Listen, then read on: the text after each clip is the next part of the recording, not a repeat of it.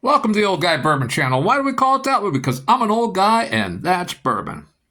And before we get started, please like, subscribe, share, ring the notification bell. You know the drill. Help an old guy out. So today we're reviewing Weller Special Reserve. Now this bourbon is well known as something you chase. Now this is a 90 proof bourbon and Special Reserve, 90 proof, and a screw cap.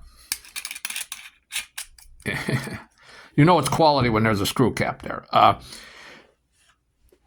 Now the manufacturers, the distillers, let's just call it the SRP instead of MSRP. The suggested retail price on this is $30.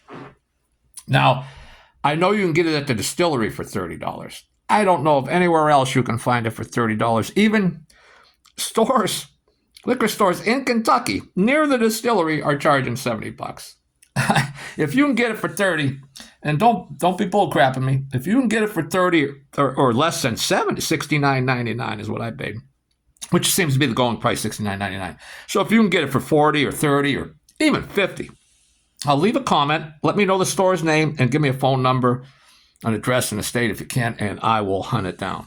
Because I looked everywhere, and I do a lot of hunting, and I couldn't find it anywhere other than $69.99, $70. Penny ain't fooling nobody, right?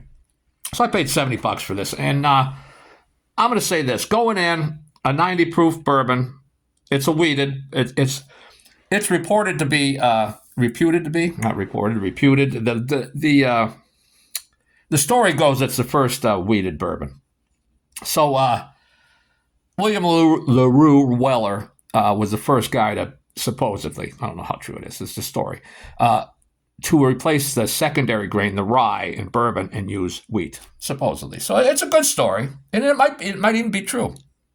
So like I said, I had to pay $69.99 for this, $70. Again, a penny doesn't fool anybody. Now, this is made by Buffalo Trace, and it's Buffalo Trace Distillery, and Buffalo Trace Distillery is owned by Sazerac. So here's the story. Originally, William LaRue Weller made the bourbons, and then he hired Pappy Van Winkle. Okay, then William LaRue Weller died in like 1899 or somewhere back in the day. He dropped dead.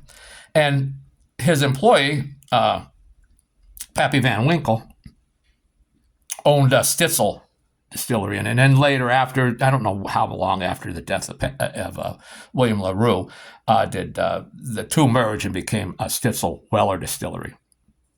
And they're famous. You know, there was still... just a few short years ago, there was still stuff, barrels that they had from the Stitzel Weller Distillery being bottled and sold. Yeah, it's amazing. What else do we got to say here? Pappy Van Winkle owned Stitzel. And, of course, Pappy Van Winkle and the Pappy Van Winkle bourbons. If you can find those. My God, every now and again in Pennsylvania, you'll have a few bottles of the Pappy. And I always get in. We have a lottery in Pennsylvania. I get in all the time. I've been doing this for at least 10 years, getting into the Pennsylvania liquor lottery. And the lottery just gives you the opportunity to buy. It ain't like you're winning something. It gives you win the opportunity to pay retail. So I've been doing this. There's, I think, 3 or 4 a year. I want to say 4 a year. And I've been doing it. And I even had some friends back when I was working do it for me. And I never won anything. And there were, I was, you have to put in your payment information, your credit card and everything. You got to have all that pre-done, because like if you win, you're buying it. And I had friends do it for me that didn't drink bourbon or wouldn't drink expensive bourbons or whatever. And they knew that I wasn't going to sell this stuff. I was going to drink it, enjoy it, or at least put it in my collection. And they would have, Pappy Van Winkle and, different bourbons. And some Stitzel Weller stuff and stuff like that. I never won anything, but I keep trying. So now, again, I paid. I've been rambling on like crazy here today. I paid $69.99 for this. I'm going to say $70. Going in a 90 proof bourbon. I'm thinking it's not going to be worth $70. because I can get for 50 Wild Turkey Rare Breed at what, 116 proof. So, I mean, for less money, I can get. I can still find, and I still have a bottle and a half of the Wild Turkey Jimmy Russell 70th anniversary, and there's still a couple stores in Pennsylvania that have it for $50 a bottle. 101 proof, 8 years old. This is not age stated. I don't know the mash bill. They don't release it. There are some people that have guesses at it, and that's fine. I'm not going to guess at the mash bill. The color on this one is I'd call it a copper. Let's get it on the nose. Now, I will say this: at MSRP, SRP, the suggested retail price, what you can get it at the distillery for is $30. I would say the nose is I would say bordering on excellent for a $30 bourbon. For a $70 bourbon, it's I can't say it's horrible for a $70 bourbon. You got the standard the bourbon standard characteristics: vanilla, caramel, and cinnamon come right through, right away. It has a pretty decent nose on it. There's pretty good strength on this nose. You don't have to get real deep in the glass.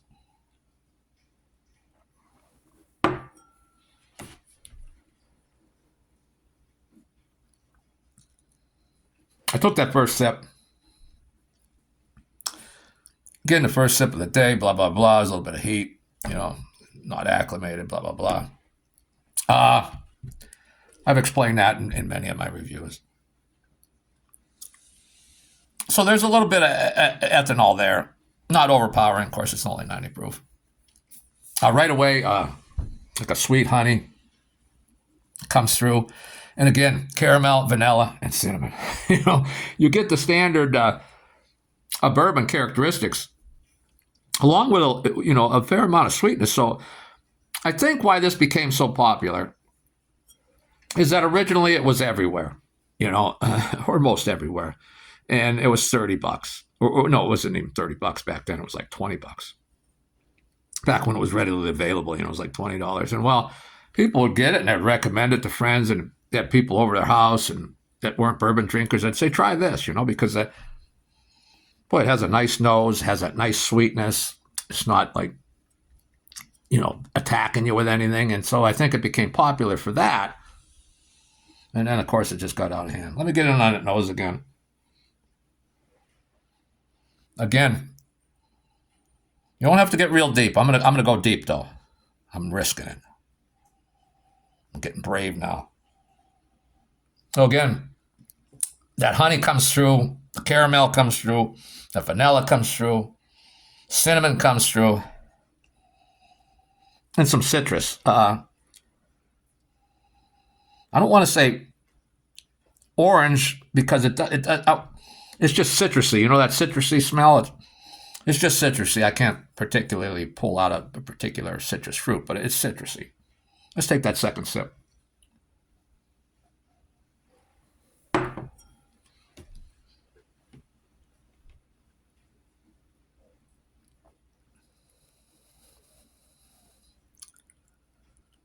That second sip, there's a little ethanol still there. Again, so that sweetness actually gets on your lips a little bit. That honey sweetness coats your whole mouth with honey sweetness, but there's also a little bit of, I know there's no rye in here, so I'm not going to say rye spice. We'll call it a peppery spice you get. I would, normally I would say it's a rye spice, but, it's weeded. So I'm going to say it's a peppery spice just so I don't sound like a complete idiot. Again, that caramel's there, and it's a sweet caramel. The vanilla has a sweetness to it. Even the cinnamon has a sweetness to it. There's just sweetness all over the place on this bourbon. So I can see why, when it was lower priced, it was so popular. I mean, it has a nice color to it. I don't know if we can see any kind of legs on it. Now, I did kind of a heavy pour on this one because I was not paying attention. My cat was talking to me while I was pouring this, and he was chattering away. He thought he was going to get his lunch, which he just is so fascinated with food. He was about an hour and a half away from his lunch, but he was going crazy for it. Now, let's do a third nosing here. I'm not really getting anything new. Very strong honey sweetness, caramel, vanilla, cinnamon, and that citrus. If I spent some more time on it, I could dig something else out. And I can tell there's a few other things in there. Now, when I got real deep that time, then the ethanol presented itself. So when I was just doing a light sniff, because I got a lot of the aromas there, I didn't really get that ethanol. But when I took that deep sniff, man, I got ethanol. But along with that, I got some peaches and a little sweet apple. So let me take the last sip for this review. I'm running long.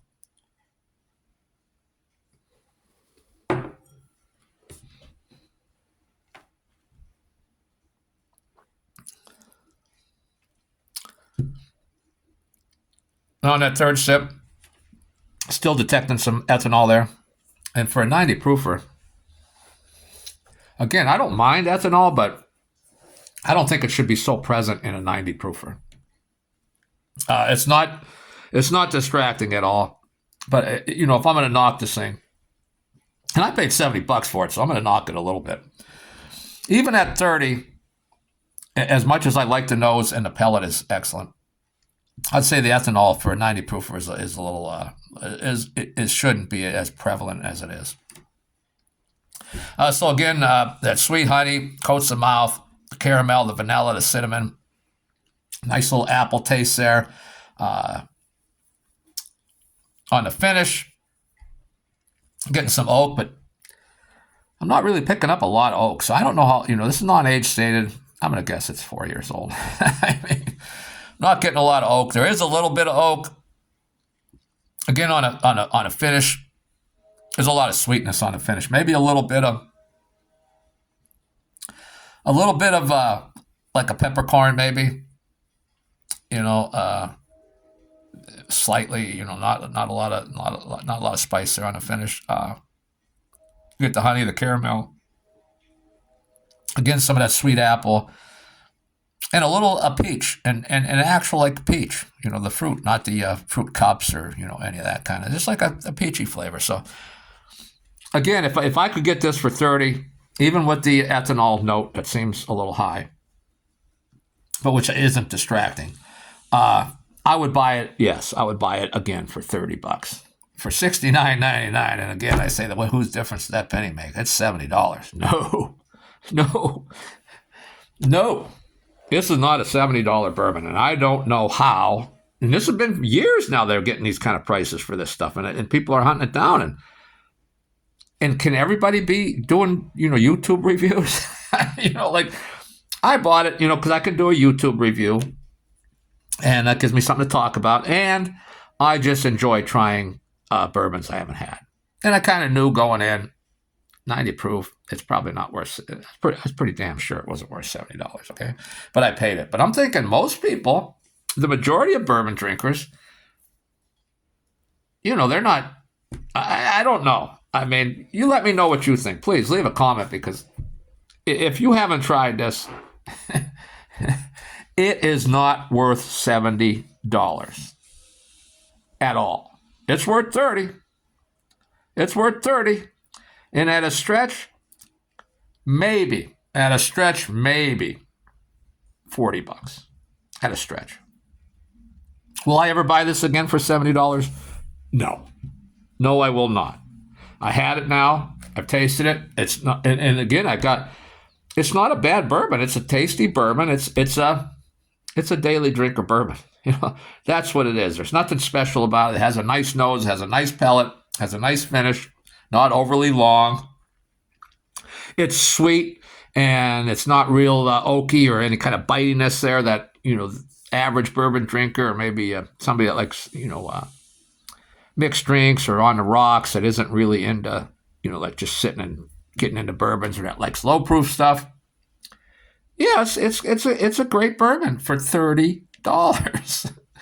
And again, am I sorry I bought this for 70? No, because I knew going in it ain't going to be worth $70. I mean, I don't want to, I don't want to be the guy that's, prejudges it, but I just knew, what I can get for $70 or what I can get for $50.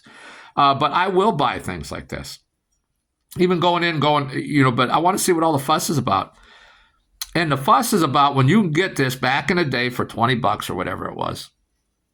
That was a great bourbon. But I think even once it got to 30, I mean, yeah, I'll drink it, but it's not worth chasing. Even at $30, it's not worth chasing. It's good, but hey, and now on another, I know this video's running real long, and if you stuck around this long, thank you very much. I don't know how many people actually watch this video to the end, but if you do, here's a little bonus feature. I am always looking at bourbons, and I'm always hunting bourbons, and I like the good stuff, and I like hard to get stuff, and I'm willing to pay. Like I paid $70 for this, and what the heck. I came across a bottle of 12-year-old Wild Turkey, which is only available in Japan, So I came across it. It didn't have the box, which is, for a collector, they want the box that came in. But it didn't have a box. It was just a bottle, but it was unopened. And I think it was $170. It might have been $180. But I think it was $170. And I saw it, and I go, 12-year-old Wild Turkey. I've never had that. And I was really tempted to buy it. And I thought, there was some other stuff I had that I was looking at that particular store, and I spent like $200 that I wanted other than, that. So I passed it up. And then like a couple weeks later, I thought, I got my bourbon budget back up, and I thought, man, I'm gonna go scoop that Wild Turkey 12-year-old. Well, I should have bought it then. What was I thinking? I'm gonna go buy it, and of course it was sold out. Now I've been hunting it, and I can't find it anywhere. So my point is, from now on, if I see something I really want that I know is hard to find and that I don't come across, and I have the money into my budget, I'm gonna pull the trigger. No more looking for a better price or anything. Well, okay, that's all I had for today, and I hope you enjoyed it. Ring the notification bell, leave a comment, like it all is appreciated. And, of course, anybody that's subscribed, I appreciate you, and I'll see you next time.